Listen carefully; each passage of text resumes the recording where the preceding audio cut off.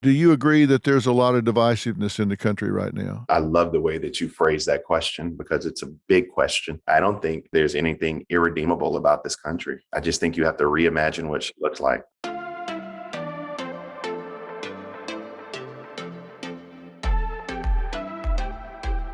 Bakari Sellers made history in 2006. At just 22 years old, he defeated a 26-year incumbent state representative to become the youngest member of the South Carolina state legislature and the youngest African-American elected official in the nation. Now, in 2014, Sellers won the Democratic nomination for lieutenant governor in South Carolina and has also worked for United States Congressman James Clyburn and former Atlanta Mayor Shirley Franklin. He is widely considered to be a rising star within the Democratic Party and leading voice for his generation. But you're going to find out why in just a few minutes because I'm going to quit rattling and let him talk. He has followed in the footsteps of his father, civil rights leader Dr. Cleveland Sellers, in his tireless commitment to public service while championing progressive policies to address issues ranging from education and poverty to preventing domestic violence and childhood obesity. Sellers earned his undergraduate degree from Morehouse College and his law degree from the University of South Carolina.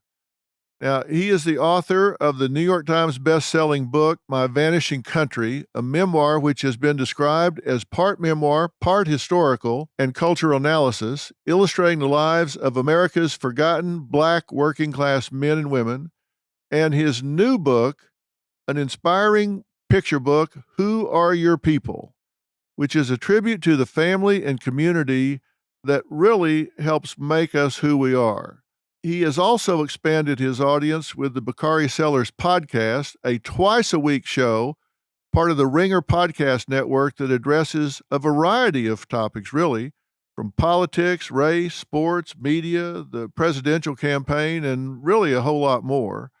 He practices law with the Strom Law Firm, LLC, in Columbia, where he heads the firm's strategic communications and public affairs team. And he's recently added diversity, equity, and inclusion consulting to the list of services that he's offered. Now, you've probably seen him on CNN. He's a prominent political contributor there. So welcome, Bakari. How you doing? My mom must have written that introduction. Yeah. I'm doing really, really well, Dr. Phil. It's good to be here with you today. That really is a hell of an introduction, and you're just 37 years old, so you haven't exactly been sitting around just hanging out on the porch, have you? I have not, but I can tell you that the most important jobs I have is 1A and 1B, being a husband to Ellen and being a father to Kai, Sadie, and Stokely. People always see me now. You have these, and you understand this, Dr. Phil. You have these new 4K televisions and all of these things, and people see me and they say, "You look tired." And I say, "Because I am. I've got 3-year-old twins." And so, yeah, I'm making it day by day, Dr. Phil. Were you really surprised when you found out you were having twins? Surprised? I'm not sure. I was anxious. I knew one thing. Immediately after I had those twins, I went to the doctor and made sure I could have no more. I was not taking the risk of having twins back to back. Oh, I got you. My wife's a twin, and my son married a triplet, and we had triplets on my dad's side of the family. When my son started having kids, we thought they were going to have litters. We thought they're just going to be everywhere. Their twins are a lot. They have each other, but I just say that my twins are little unemployed terrorists. They just walk around with their hands up making demands all day. Yeah. Well, listen, your dad was really a prominent civil rights leader, Dr. Cleveland Sellers. I know he had to have a big influence on you. How did that come to pass? Were you at his elbow a lot? Did you guys work together? Did you shadow him? How did he impact you? I know he did. I'm just curious how it came to pass. Yeah, I mean, it's one thing to have your hero in your kitchen every single day, being able to go out and he's cooking dinner, breakfast. He's at your games. That's my hero. And I grew up a product of the proverb, and I write about it in Who Are Your People? But it takes a village to raise a child. My dad was a member of SNCC, the Student Nonviolent Coordinating Committee. So my village was unique. I'd have people like Julian Bond. I'd have people like Marion Barry. I'd have Judy Richardson. The heroes in our household were Fannie Lou Hamer and Ella Baker. It was just an awesome, awesome village that helped raise me. And yeah, I was at his elbow. Everywhere we went, I was there, trying to learn and soak up as much of our history as I could. Did you guys have things that you saw differently, disagreed about? I don't know if it's disagreed about, but that youthful naivete that I try to keep, it made me question things with the benefit of hindsight. One of the questions that I'd always ask my dad, Dr. Phil, is should integration have been the goal of the movement? Should we have fought so diligently for integration, or should we have attempted to have economic empowerment within our own community? And of course, my dad says that hindsight is always 2020.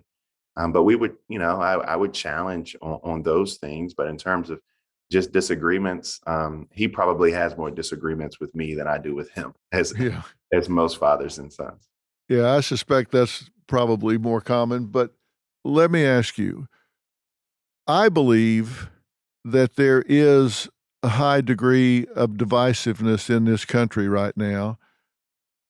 I think some of it's racial. I think some of it's political. Do you agree that there's a lot of divisiveness in the country right now? Wholeheartedly, yes. Is there something that you point to thematically that you think it's owing to? Yes, thematically, and I love the way that you phrase that question because it's a big question. Thematically, we've never dealt with the issue of race in the country, which is the root of our divisiveness. I think that by not dealing with the original sin of this country, by not truly combating or having dialogue and discussion about the issue of race, we have contributed. It's like a cancer. When you don't cut it out, it just metastasizes. I think that and this is going to sound weird coming from somebody on CNN, but I think that a lot of and I love Ted Turner, by the way, but a lot of the divisiveness we see culturally and in our face is because of the 24-hour news cycle.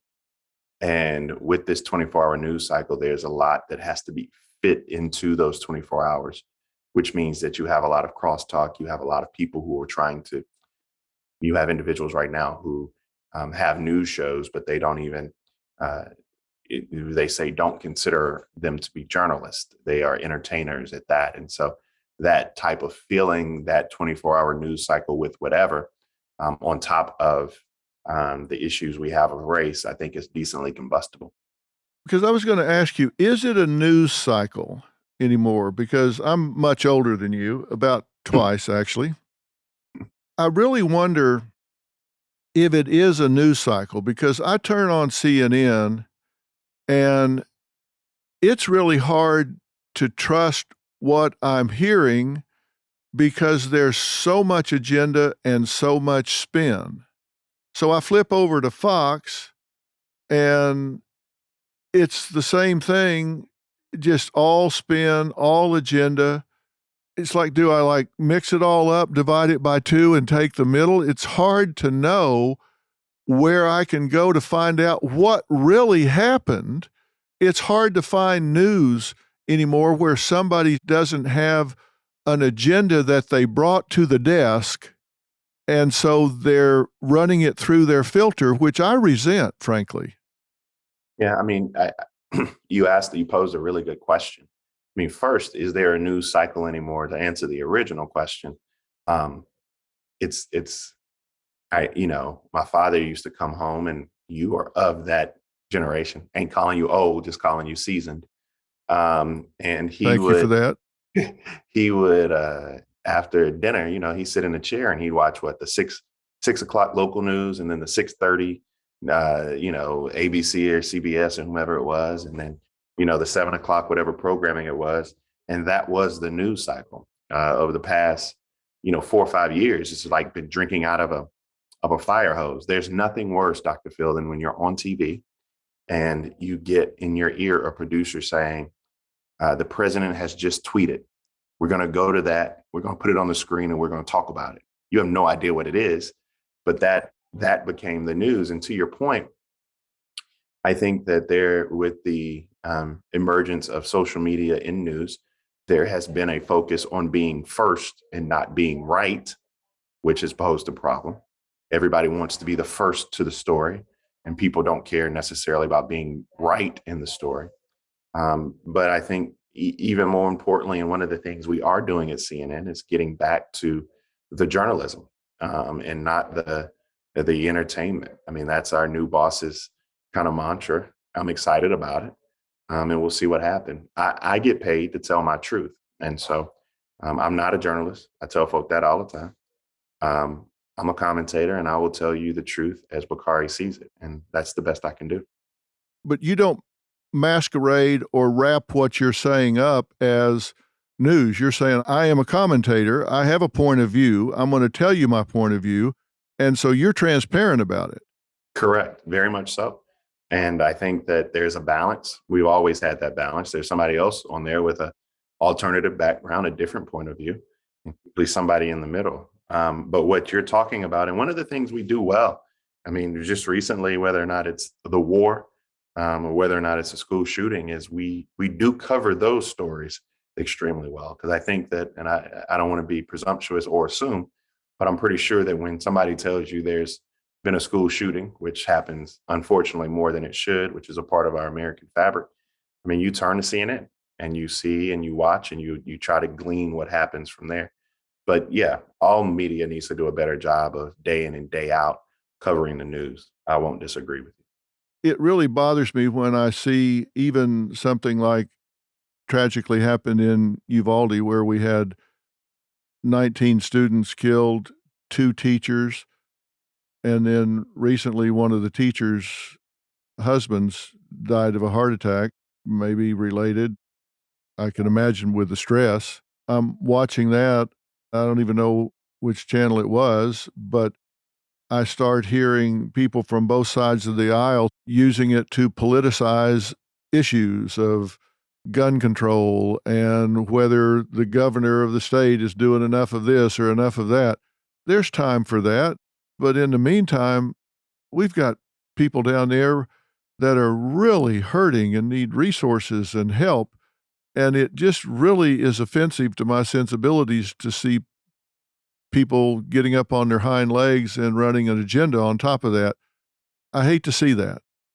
I would push back on the framing of that because my pushback would be that when is the time to have these conversations? And people always say, well, you know, the bodies they're still warm.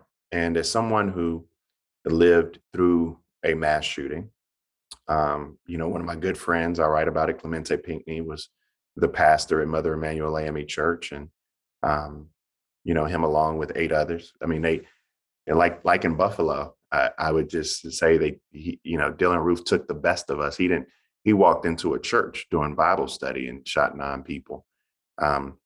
Tragic. When do you have these conversations? And what I resent more than the you know, politicization or whatever you may call it is the do nothingness. Because we've had, you know, you had, people forget we had the largest mass shooting in the history of the world, in Las Vegas, Nevada, Right. in the concert. We've had Parkland, we've had Sandy Hook, we've had Fort Hood, we've had Charleston.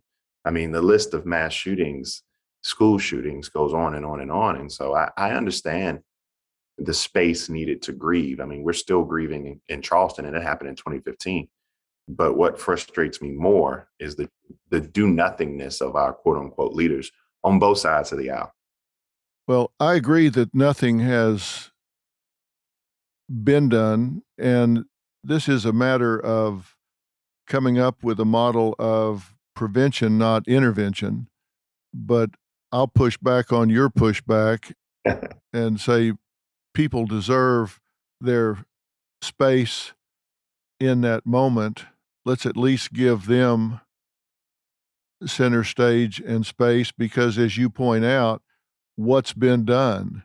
Does 3 to 5 days make a difference? I think based on results, it hasn't. So we can at least be respectful of those that are hurting instead of interrupting press conferences and beating on the drum.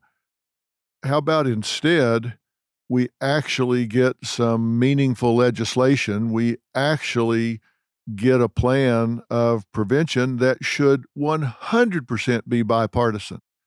This doesn't have anything to do with the Second Amendment. Everybody frames it that way, but it doesn't have anything to do with Second Amendment. You will not get an argument from me out of that.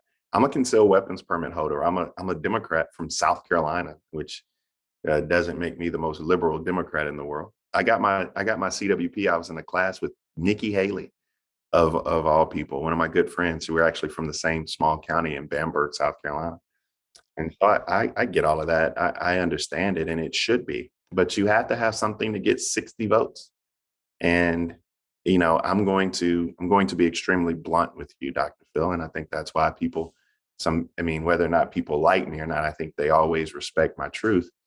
But when 20 white kids were killed in Sandy Hook, and we did absolutely nothing, our country became so desensitized to that. It became so normalized.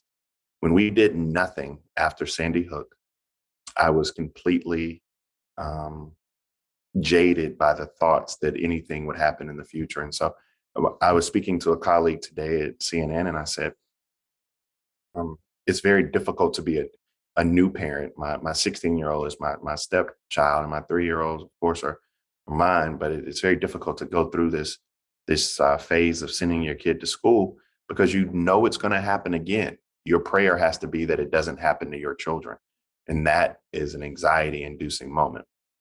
Well, it is. There were 61 active shooters on campus in 2021. That's more than one a week. I mean, and you think about this kid in Texas. He went and got an AR-15 on 2 different occasions and 350 bullets. And nobody stopped to think that maybe there needed to be some pause, or maybe there needed to be some further. I just don't get it. I think that there's some common sense, basic things we can do, and we're just not there. You said when Sandy Hook happened and there were all of those white children that got killed and nothing happened, why do you point out that they're white children? I think that for a country that has a true question mark on the value of certain lives and the benefit of humanity, I think by bringing in that component and being extremely clear in the description thereof, and saying that there's no question these lives matter, there's no question of the value of the sanctity of these lives, this is not in question at all. And we did nothing. I think that exacerbates and drives home my point. It also, Dr. Phil, in a probably decently cynical way, is decently sensationalized. I recognize that. It draws people to the sentiment, but it also points out a true fact that we did nothing after Sandy Hook. And I stand on the resolve that if we did nothing after Sandy Hook, we won't do anything now. Yeah. So your point is, if you didn't do anything after those white kids were shot, they're sure not going to do anything if minority children are killed. Not after 70% Hispanic community was shot up, no. So you don't have much hope that that's going to send a message up the chain that says, okay, enough's enough, too much is too much, now's the time. I hope I'm wrong. But I mean, do you have faith something? I mean, it's your show. I don't mean to be posing questions. No, ask me anything you want. But do you have faith that anything's going to change? And if so, what is that faith rooted in? My hope is that at some point, there's got to be a tipping point where America says enough's enough and too much is too much. And if anything is going to cause the left and right to come together, then somebody that goes in and guns down innocent children. I mean, these children were 9, 10 years old. That to me is about the most cowardly, egregious thing you can do. And it just seems really hard to imagine that anybody from the far left to the far right could disagree that that is an absolute stain on our nation, that is a horrible thing to keep happening. Like I said, it's 61 times in 2021. At some point, if there's a bipartisan issue, protecting our young people and our elderly seems to be something that everybody should find non-threatening and come together on. It just seems like if you're going to pick something, that would be a place that people could rally around. You said that the original sin has never been dealt with. What do you think should be done? I mean, I think we have to have honest conversations about it. And I think that was one of the benefits of the 45th president of the United States, that for the first time in this country, it was front and center. And we were having conversations outwardly about race. When I look at Charlottesville, for example, with the tiki torches and the Jews shall not replace us, and the chant racist and anti-Semitic chants that were had in Charlottesville, what stuck out to me the most was that nobody wore a hood. Nobody covered their face. They didn't wear masks. They were so emboldened and comfortable in their anti-Semitism, in their racism. And for me, that was a watershed moment in this country where it was no longer in the dark corners. And we were outwardly having these conversations about the fact that systemic racism is a true issue. I think that many of these systems we have to deconstruct. And I said reimagine earlier. I'll throw that word out there again, but rebuild them in an image that's inclusive. I've never, and I don't really know anybody. I don't want you to dance for me. I just want to be on the dance floor. I just hope that everyone has an opportunity. How do you go about that? How do you do that? You sound kind of pessimistic that you think, it ain't going to happen. It's too far gone. Are you of the belief that it's not going to happen, that we've passed that level? No, I still have faith. I have faith in tomorrow. I always do. I'll keep that. My father believed, my father was shot in the civil rights movement. He was shot in the shoulder. My father went to prison not once, but twice. Once for refusing to go to Vietnam, and once for the incidents of the Orangeburg Massacre. The police shot him and they put him in prison. My sister's middle name is Abadame. It's Swahili. It means born while father's away, because my sister was born while my father was in prison.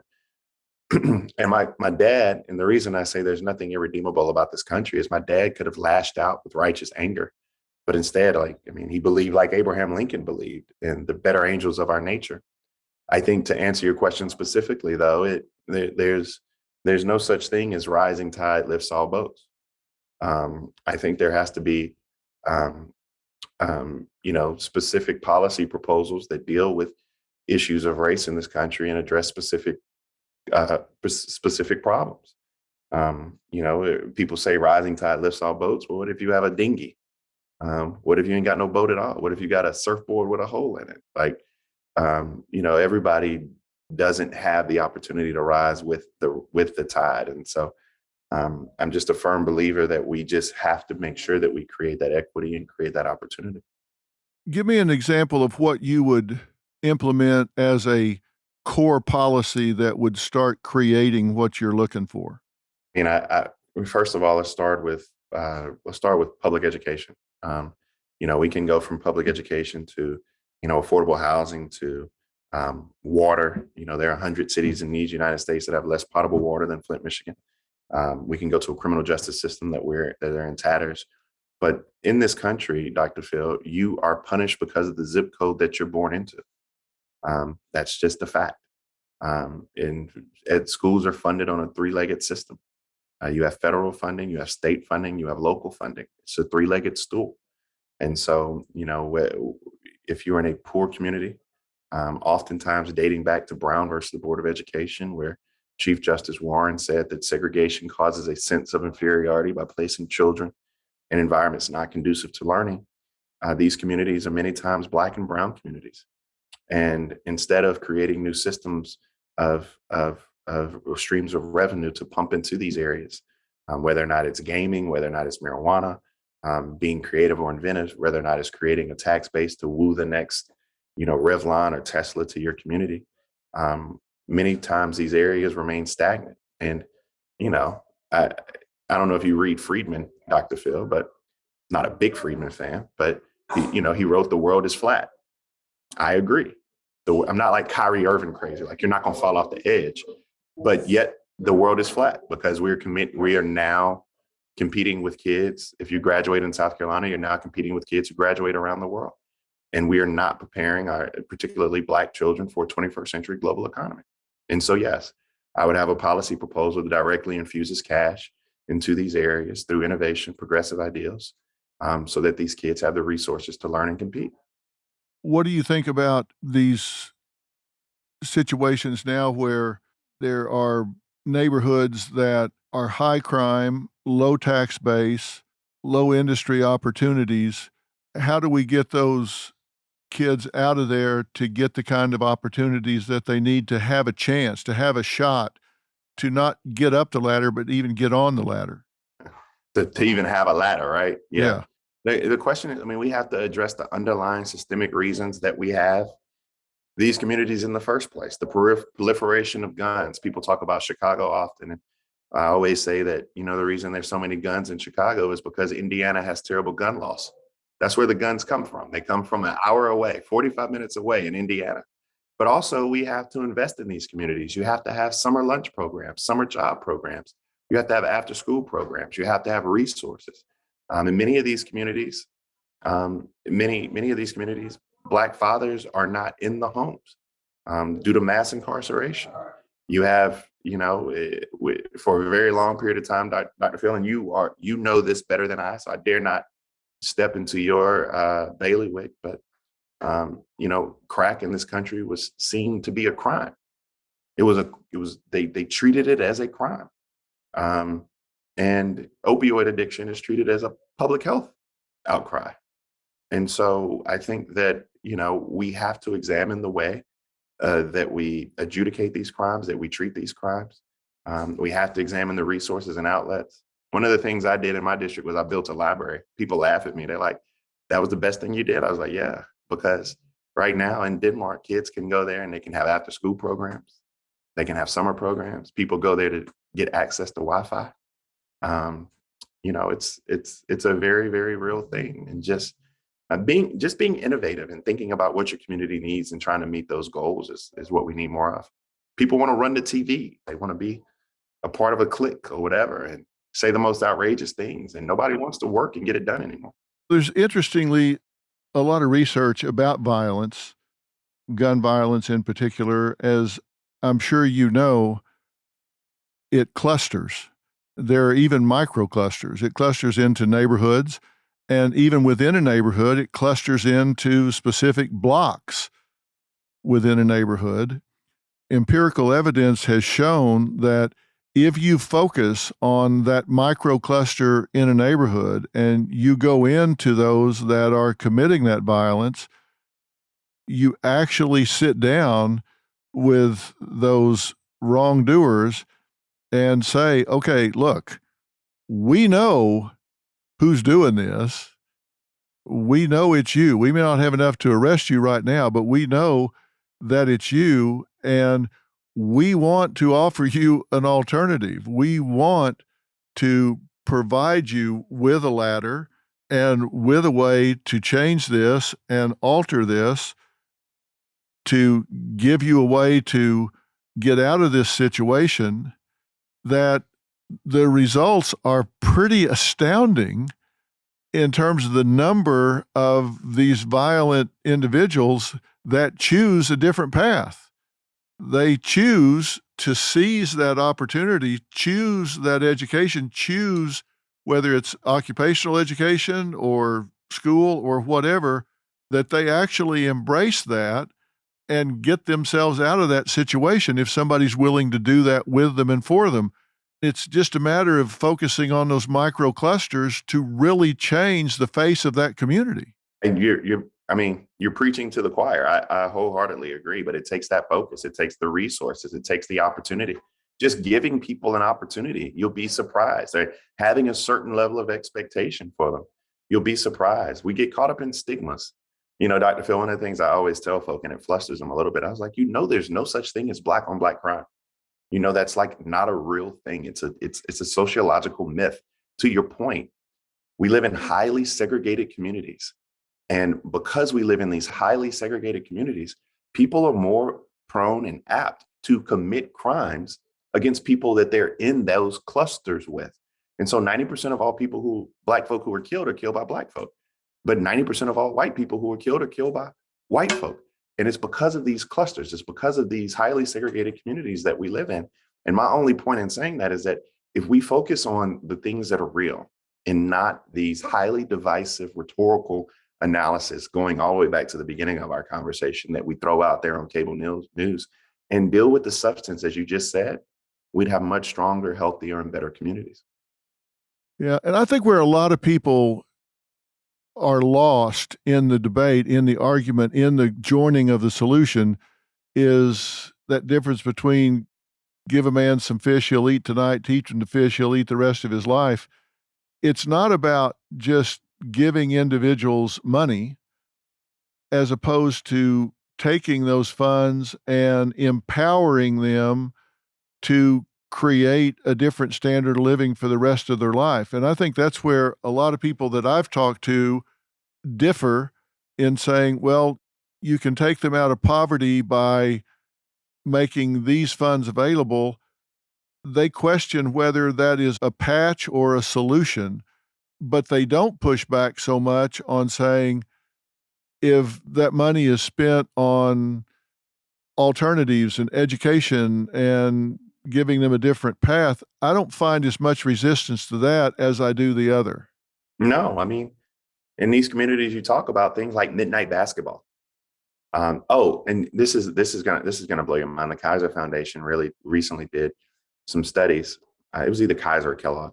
Recently did some studies, and what they showed was the number one cause of underperformance amongst Black children, particularly in the South, in schools, was hunger. Right? Kids are going to school hungry. You can't perform if you're hungry. And so the free the breakfast program, the free breakfast program, or just ensuring they have somewhere to go after school. I mean, these are what I'm not advocating for a check to be written to anyone. What I am saying, though, is that there are so many things we can do in and around our communities to make them stronger. Do you think something should be taught in the schools about this? It's not being taught. We hear all this debate about critical race theory being taught in schools. Those criticisms were always from people that don't know what critical race theory is. They haven't been to law school. They haven't been to the second year of law school, so they don't understand what that is. What do you think about what's being taught in the schools, or what should be taught in the schools? I think we have to do a better job of teaching our young people things that are practical. I think that we have to teach them things like fiscal responsibility. I think that, how to balance a checkbook, how to budget, how to save. Those things are important. I don't have conversations or debates about critical race theory, Dr. Phil, because to your point, the people I'm having these discussions with don't know what it is. No, I have no idea. They have no idea what it is. And so we're not going to engage in those conversations. But to your point, I do think that we need to, right now, many times we teach to a test.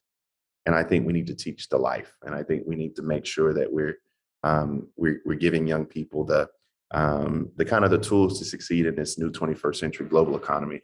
I think we need to teach young people how to code, right? So, teaching young people how to code is very, very, very important.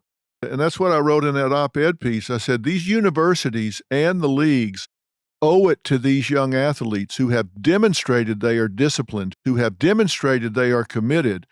They owe it to them to get them financial literacy, to get them the right kind of coaching, to get them the right kind of life information so they are successful for life, not just a few seasons.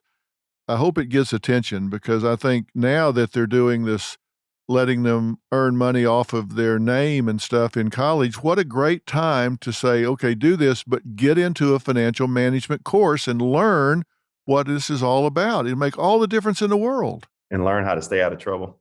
I do a little bit of criminal defense work. I represent a few of these individuals. What does Tony Dungy say? Nothing good happens after midnight, Dr. Phil. Exactly. You got young men with pure testosterone flowing through their veins, a lot of free time, and new money. What could possibly go wrong here? And a lot of new friends. And a whole lot Exactly. of new friends. Yeah, they come out of the woodwork.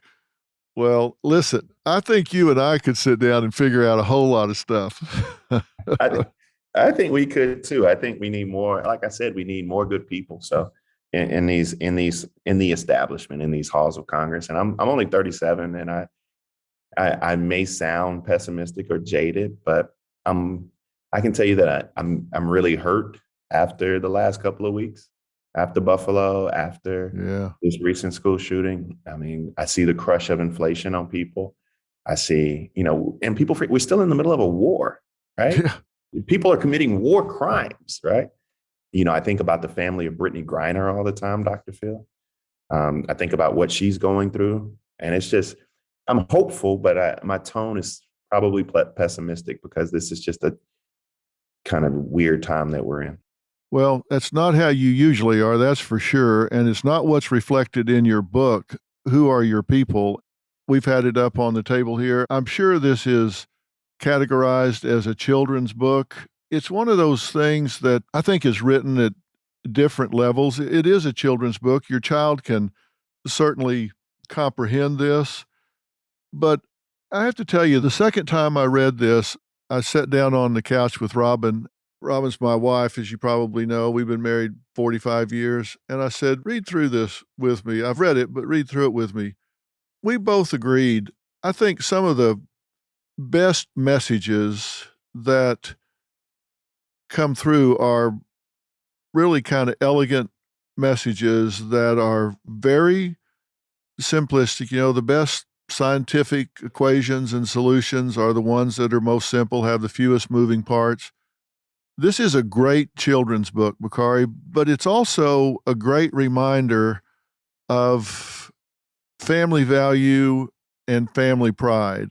After I read it, I remember my mother saying to me when I was young, we were talking about something, and I said, why not do that? And she said, well, you're a McGraw, and McGraws just don't do that. And you understood it. Exactly. Right? Exactly. So we just don't do that. For people that are listening and not watching us on YouTube, the book I'm talking about is Bakari Sellers' new book, Who Are Your People? He really goes through the book, which is cleverly illustrated by Reggie Brown. It starts out with a father and his children, and it says, when you meet someone for the first time, they might ask, who are your people and where are you from? Then it's got a great illustration of people kind of in the clouds, which kind of refer to your ancestry, to me at least. And it says you should always be proud of who you are. Your people were strong and smart. They dreamed of things not yet seen and imagined that we could all be free. Then it talks about that your people were fighters, and it shows that they stood up and fought for what they believed. It kind of goes to the end where it says, so what will you dream and how will you change the world? Your children have to be really proud that their dad wrote this. I'll be honest with you. It's their second favorite book. They like their numbers book the best, but that's me on the cover, and that's Sadie and Stokely throughout the book. For me, it was an awesome opportunity to write a book, allow them to see their image in the book. And you said it best. I mean, I was trying to write a book so that not only the child that you're reading it to gets something out of it, but the reader as well. And that last quote, Dr. Phil, you change the world every single day through your podcast, through your voice, through your op-ed pieces, through your TV. And I want people to think about how they're going to change the world. I think we need more dreamers. I agree. I'm really proud to meet you. I look forward to meeting you in person because we're on Zoom right now. When I'm out that way or you're out this way, I look forward to sitting down and having dinner with you. You sold some books yesterday because Robin ordered 12 copies of this. I love Robin. Yeah, she got it for all the kids that she knows and both of my sons who are fathers themselves. So really good job on this. Congratulations. And I know you're going to sell a bunch of books today. And by the way, he did not even ask me to mention this. So he didn't come on here to sell books. I just wanted to talk about it because I think it's a really good job. I really respect your measured approach to the things that you're saying. You're not just whining and complaining about what things are not. You're taking a constructive approach. A lot of people can complain, but so few offer an alternative. And you certainly put verbs in your sentences and offer alternatives. And I respect that greatly. I appreciate that. And I appreciate the conversation and the questions and the pushback and the pull and the listening, because I think these conversations are healthy and it's the only way we move forward. Well, I couldn't agree more. Let's stay in touch and maybe we'll come up with something that'll create some change in the future. But I look forward to meeting you in person. I look forward to meeting you, and I cannot leave without saying you have the most amazing staff of anyone. I know that everybody loves Dr. Phil, and I love Dr. Phil, but I had no idea the professionalism and the just amazing people you had around you. I guess I should have known, but I wanted to give them a shout out on air while we were still here. Well, thank you. I'm proud of all of our people. They do this with passion, I can assure you. Everybody believes in what we're doing. So I'm glad to hear you say that. I look forward to talking to you again soon, Bakari. All right. Be blessed. Have a great day. Thank you. Best of luck. Take care.